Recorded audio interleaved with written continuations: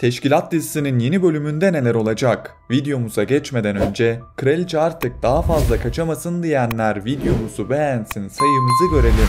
Ayrıca dizide en sevdiğiniz karakteri ve yeni bölümde neler olacağını düşündüğünüzü yorumlara yazmayı unutmayın. Hadi hazırsanız detaylı analizimize başlayalım.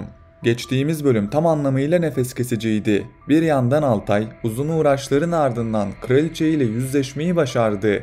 Bu yüzleşme sahnesi dizinin en kritik anlarından biriydi. Altay'ın gözlerindeki öfke ve kararsızlık çok net bir şekilde hissedildi. Ancak en dikkat çeken detay Altay'ın tetiği çekip çekmeyeceği sorusunun cevapsız bırakılması oldu. Öte yanda ise Hamdi ve Korkut'un müthiş operasyonu vardı. Generale ulaştılar ve onu köşeye sıkıştırdılar. Fakat tam zafer kazanılıyor derken generalin onlara hazırladığı tuzak tüm planları alt üst etti. İlk olarak Altay ve kraliçe meselesine biraz daha detaylı bakalım. Kraliçe bugüne kadar her zaman bir yolunu bulup kurtulmayı başardı. Fakat bu defa durumlar tamamen farklı. Çünkü Altay artık daha deneyimli, daha dikkatli ve daha güçlü bir karakter haline geldi. Bence Altay bu kez hata yapmayacak. Kendine hakim olup kraliçeyi sağ salim ülkeye getirecek. Kraliçenin Türkiye'ye getirilişi hikayenin gidişatını değiştirecek. Çünkü kraliçenin bildiği sırlar teşkilatın düşmanları hakkında çok önemli bilgiler içeriyor. Bu da demek oluyor ki önümüzdeki bölümlerde kraliçenin itirafları sayesinde teşkilat çok daha büyük bir operasyona hazırlanacak. Burada önemli bir gelişme daha yaşanacak. Kraliçenin verdiği bilgiler doğrultusunda yeni bir isim sahneye çıkacak. Albay Nazım. Önümüzdeki bölümlerde Albay Nazım'ın hikayeye girmesiyle birlikte olaylar bambaşka bir boyut kazanacak. Özellikle sezon finaline yaklaştığımız şu dönemde Albay Nazım'ın ortaya çıkışı dizinin kaderini belirleyecek. Albay Nazım hem bilgi hem de tecrübe açısından teşkilat için büyük bir güç olacak. Üstelik arka planda neler olup bittiğini en iyi bilen isimlerden biri olması da onu hikayede kilit bir noktaya taşıyacak. Şimdi gelelim Hamdi ve Korkut'un operasyonuna. Diziyi yakından takip eden birçok izleyici, Korkut ve Hamdi gibi iki önemli karakterin bu kadar büyük bir riski tek başlarına üstlenmesini eleştirdi. Açık konuşmak gerekirse ben de bu eleştirileri yerinde buluyorum. Çünkü general gibi önemli ve tehlikeli birine karşı sadece iki kişiyle hareket etmek oldukça riskliydi. Üstelik Korkut gibi tecrübeli bir ismin karşı tarafın bir tuzak hazırlama ihtimalini daha önceden sezmesi gerekiyordu. Ancak burada bir ters köşe olacağını düşünüyorum.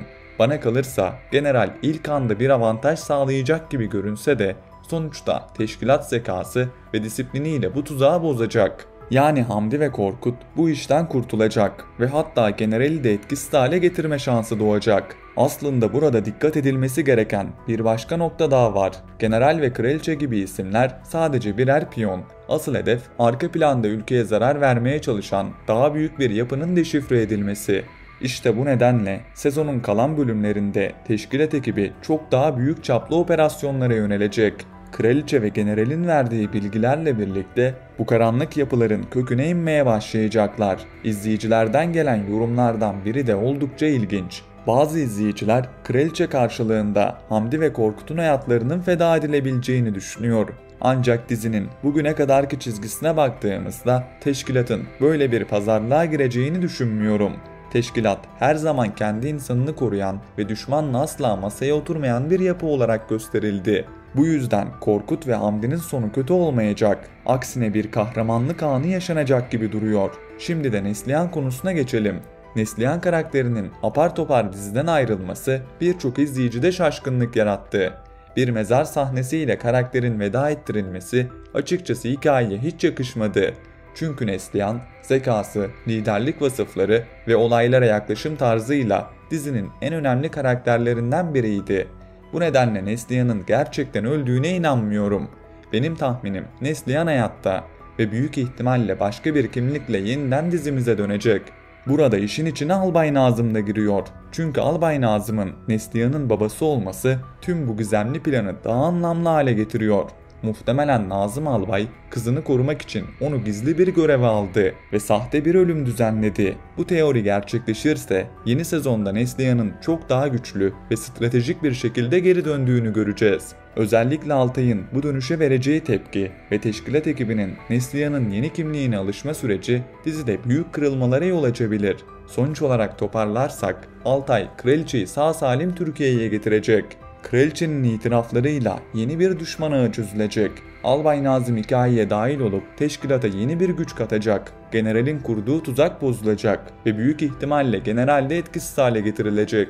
Neslihan önümüzdeki sezon bambaşka bir kimlikle geri dönecek ve dizinin dengelerini değiştirecek. Bunlar tabii ki benim teorilerim.